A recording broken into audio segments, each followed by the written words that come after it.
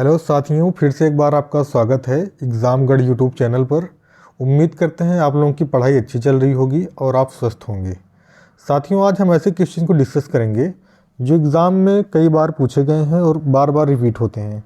जैसा कि हमारा आज का पहले ही क्वेश्चन देख रहे हैं आप लोग स्क्रीन पर कि 2004 में आरआरबी की एग्ज़ाम में पूछा गया है और आरआरबी कोलकाता में 2007 में पूछा गया है। तो हम बिना देरी किए हुए चलते हैं आज के अपने पहले क्वेश्चन पे। आज का हमारा पहला क्वेश्चन है, प्रकाश वर्ष किसका मात्रक है? तो प्रकाश वर्ष दोस्तों दूरी का मात्रक होता है। खगोलीय दूरी मापने के लिए अधिकतर इसका प्रयोग किया जाता है। कभी कभी इसको प्रकाश वर्ष को लाइट ईयर के रूप में भी लिख कर दे देता है एग्जामिनर। लाइट ईयर किसकी इकाई है? तो ये भी दूरी की इकाई होगी, ध्यान रखिएगा। तो साथियों, एक प्रकाश वर्ष में जो है, एक प्रकाश वर्ष बराबर 9.46 गुणे 10⁻15 मीटर होता है। ठीक है, इसको भी आप लोग ध्यान रखिएगा। एक प्रकाश वर्ष में 9.46 गुणे 10⁻15 मीटर होता है। ठीक है, चलते हैं हम बिना देरी किए अगले क्वेश्चन पे। आज का हमारा अगला क्वेश्चन है, निम्नलिखित में से कौन सा समय की इकाई नहीं है? तो साथियों, क्वेश्चन पूछ रहा है समय को किस में नहीं मापा जाता है। तो देखिए, प्रकाश वर्ष ऐसे ही दिख रहा है, प्रकाश वर्ष में हम दूरी को मापते हैं। ठीक है, तो इसका सही जवाब यही हो जाएगा। नैनो सेकंड जो दिया गया है, नैनो सेकंड में हम समय को मापते हैं, माइक्रो सेकंड में भी और सेकंड में भी। ठीक है, ये भी क्वेश्चन देखिए 2001 में रिपीट हुआ है। ठीक है, चलते हैं आज का हमारा अगला क्वेश्चन है। आज का हमारा अगला क्वेश्चन है, एंगस्ट्रॉम को अव्यक्त करने की इकाई है। एंगस्ट्रॉम को अव्यक्त करने की इकाई क्या? तो साथियों, इसका सही जवाब हो जाएगा, एंगस्ट्रॉम से जो है हम लंबाई मापते हैं। क्या नापते हैं? लंबाई। तो एंगस्ट्रॉम जो है लंबाई मापने की इकाई है। एक एंगस्ट्रॉम बराबर होता है, आप लोग इसको भी ध्यान में रखिएगा, एक एंगस्ट्रॉम बराबर होता है 10⁻−10 मीटर। ठीक है, 10⁻−10 मीटर। चलिए हम अगले क्वेश्चन देखते हैं। आज का हमारा अगला क्वेश्चन है, एक बार बराबर होता है, एक बार बराबर होता है साथियों 10⁵ पास्कल। तो इसका सही जवाब हो जाएगा ऑप्शन नंबर सी। ठीक है, अगले क्वेश्चन पे हम लोग चलते हैं, ल्यूमेन किसका मात्रक है? तो साथियों, ल्यूमेन किसका मात्रक है? देखिए ऑप्शन पढ़िए आप लोग। पहला ऑप्शन दिया गया है प्रकाश मिति, दूसरा तरंग दैर्घ्य और तीसरा ज्योति फ्लक्स, और डी जो है इनमें से कोई नहीं। तो ल्यूमेन किसका मात्रक है? इसका सही जवाब हो जाएगा ज्योति फ्लक्स। अगर आप लोगों को क्वेश्चन का जवाब आ रहा है तो आप कमेंट बॉक्स में टाइप कर सकते हैं। चलिए आज के हमारा अगला क्वेश्चन है। आज हम अगले क्वेश्चन चलते हैं अपने, ज्योति तीव्रता का मात्रक क्या है? साथियों, ज्योति तीव्रता का मात्रक होता है कैंडिला। ठीक है, ज्योति तीव्रता का मात्रक कैंडिला होता है। न्यूटन बल की इकाई होती है, न्यूटन को जो है न्यूटन में बल मापा जाता है।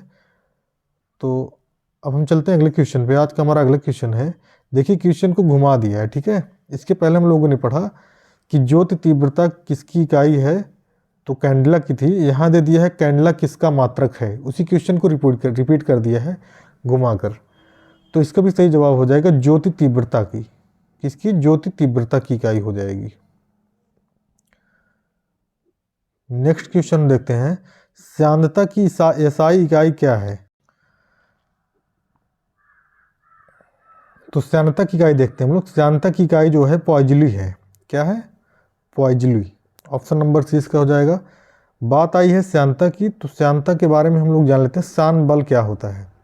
तो साथियों, श्यान बल धारारेखीय प्रवाह में जब द्रव बहता है, तो जैसे अगर दो द्रव बह रहे हैं तो दोनों परतों के बीच में जो बल लगता है उसे हम श्यान बल कहते हैं। ठीक है, वैसे परिभाषा एग्जाम में नहीं पूछा जाता है, लेकिन हम लोगों को जानकारी के हिसाब से रखनी चाहिए, जानकारी रहनी चाहिए। ठीक है,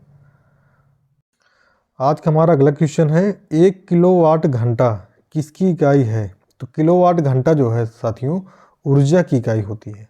किसकी इकाई होती है? ऊर्जा की, ध्यान रखिएगा। ठीक है, अगले क्वेश्चन पर चलते हैं, किसी तारे की दूरी को मापने के लिए प्रयुक्त होता है। तो साथियों, अभी हमने बताया था खगोलीय दूरी मापने के लिए प्रकाश वर्ष का प्रयोग होता है। तो किसी तारे की दूरी को मापने के लिए किसका प्रयोग होगा? प्रकाश वर्ष का। इसका भी सही जवाब हो जाएगा ऑप्शन नंबर सी।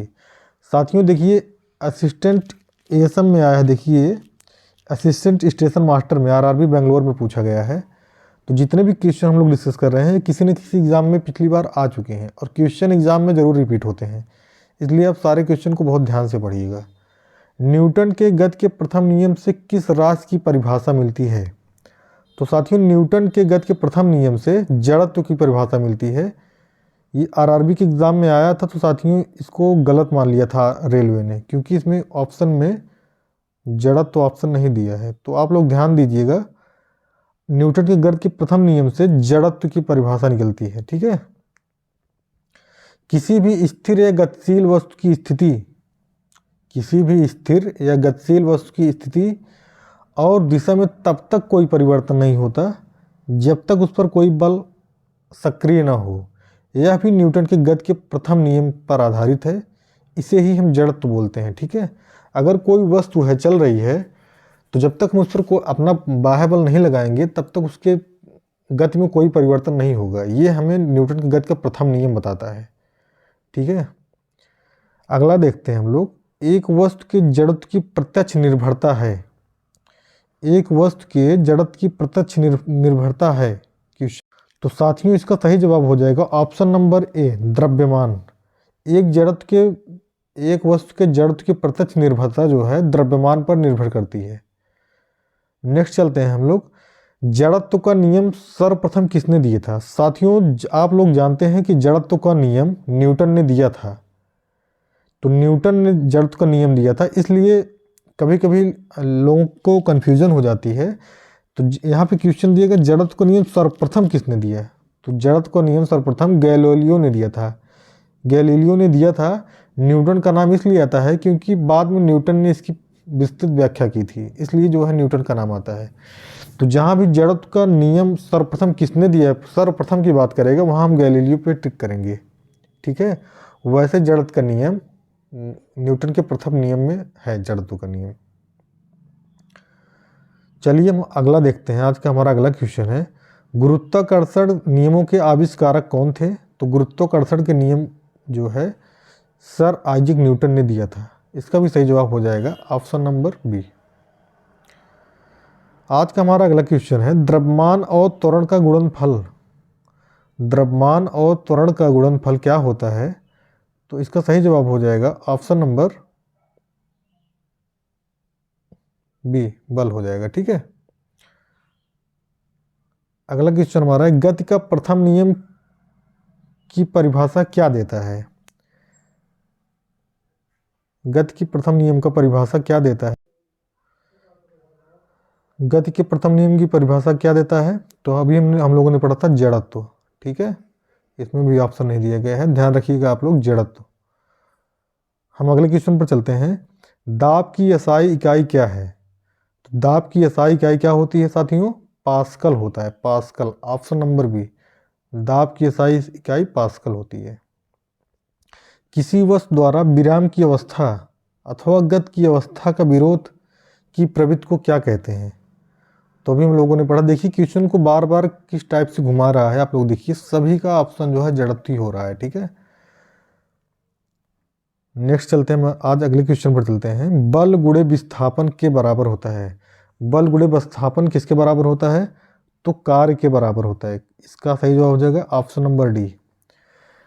जब हम कार्य करते हैं, कोई अपना बल लगाते हैं, तो वस्तु जब तक विस्थापित नहीं होती तब तक हमारा कार्य शून्य होता है। ध्यान रखिएगा आप लोग, जब तक वस्तु एक स्थान से दूसरे स्थान तक नहीं चली जाती है तब तक हमारा कार्य शून्य माना जाएगा। तो बल और विस्थापन का गुणनफल जो है ये कार्य के बराबर होता है। ठीक है, आज का हमारा अगला क्वेश्चन है, कार्य करने में मानव शरीर द्वारा प्रयुक्त ऊर्जा होती है। जब हम लोग किसी कार्य को करते हैं तो जो प्रयुक्त ऊर्जा होती है कौन सी ऊर्जा होती है? ऑप्शन नंबर है स्थितिज ऊर्जा, ऑप्शन नंबर है वैद्युत ऊर्जा। देखिए स्थितिज ऊर्जा तो लगती नहीं है, वैद्युत ऊर्जा भी नहीं लगती क्योंकि हमारे अंदर वैद्युत थोड़ी ना है। तो मानव शरीर में सबसे ज़्यादा रासायनिक ऊर्जा होता है। क्या होता है? रासायनिक ऊर्जा। तो हम कार्य करने में रासायनिक ऊर्जा का प्रयोग करते हैं, तो इसका सही जवाब हो जाएगा रासायनिक ऊर्जा। पिंड का भार शून्य नहीं होगा। पिंड का भार शून्य कहाँ नहीं होगा? तो किसी घर्षणहीन सतह पर पिंड का भार शून्य नहीं होगा। इसका सही जवाब हो जाएगा ऑप्शन नंबर डी। नेक्स्ट देखते हैं हम लोग, मनुष्य लिफ्ट में कब अपना भार महसूस करता है? जब त्वरण के साथ मनुष्य ऊपर जाता है लिफ्ट में बैठ के, तब उसको अपने भार का प्रतीत होता है। ठीक है, अपने भार को तभी महसूस करता है मनुष्य जब लिफ्ट में बैठकर त्वरण के साथ ऊपर की ओर उठती है लिफ्ट। आज का हमारा अगला क्वेश्चन है, जूल जो है निम्नलिखित किसकी इकाई है? जूल, तो जूल जो है, जूल हमारी इकाई है ऊर्जा की, ऊर्जा की इकाई है जूल। नेक्स्ट देखते हैं, विद्युत मोटर में विद्युत ऊर्जा किस ऊर्जा में रूपांतरित होती है? कहने का तात्पर्य ये है दोस्तों, जब विद्युत मोटर चलता है तो कौन सी ऊर्जा में बदलता है वो अपना, जैसे जो कार्य कर रहा है कौन सी ऊर्जा में बदलता है? तो इसका सही जवाब हो जाएगा यांत्रिक ऊर्जा। यांत्रिक ऊर्जा मतलब वो कार्य कर रहा है ना, जैसे मोटर चल रहा है तो कार्य कर रहा है, तो उसको यांत्रिक ऊर्जा कहेंगे हम लोग। तो साथियों, आज हम लोगों ने 25 क्वेश्चन को डिस्कस किया और ये पिछले एग्जाम में कई बार पूछे गए हैं। आप लोग इसका 1 से 2 बार 2-3 बार रिवीजन कर लेंगे तो ये सारे क्वेश्चन आपको तैयार हो जाएंगे। और ऐसे ही इंपॉर्टेंट क्वेश्चन से जुड़े रहने के लिए आप हमारे चैनल को सब्सक्राइब करें, और अगर वीडियो पसंद आया हो तो वीडियो को लाइक करें और अपने दोस्तों के साथ शेयर करें। मिलते हैं अगली क्लास में। धन्यवाद।